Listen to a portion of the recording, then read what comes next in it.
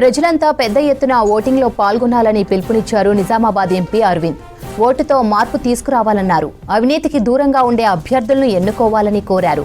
పోలింగ్లో Nizamabad record సృష్టించాలన్న Arvind నిజామాబాద్ను clean ఇందూర్గా మారుస్తామన్నారు. Nizamabad జిల్లా కేంద్రంలోని వినాయక్ నగర్లో ఓటేశారు ధర్మపురి అరవింద్.